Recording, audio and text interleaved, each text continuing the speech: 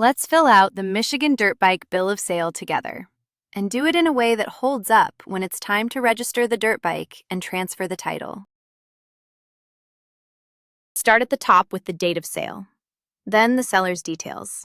In our example, that's Anna Baker, with her address, phone, and email. Then the buyers, Ben Carter, with the same.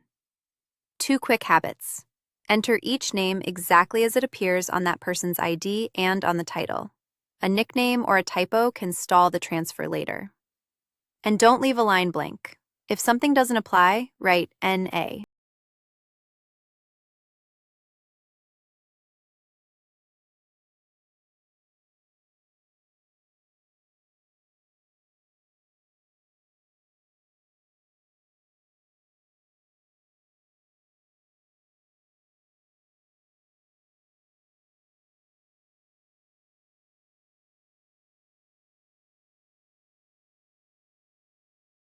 Next, describe the dirt bike, the make and model, the year, and the color.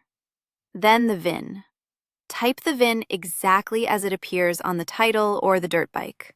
A single wrong character can hold up the transfer. Then the odometer reading. Write the exact number, not a rounded guess. Now the purchase date and the sale price, in our example $8,500, paid all at once, by check, with taxes included.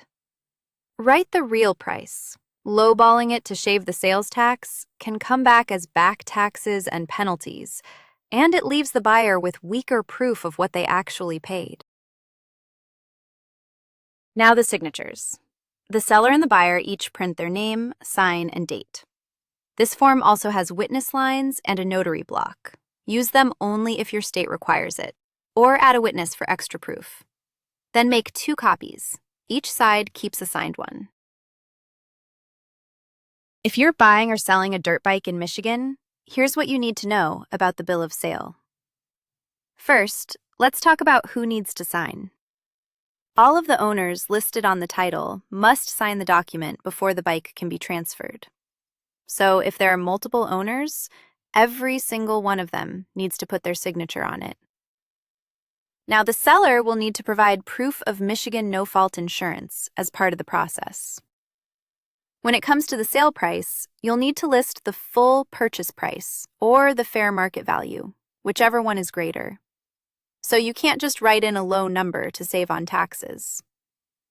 Speaking of taxes, the buyer should be prepared to pay a 6% sales tax, if applicable.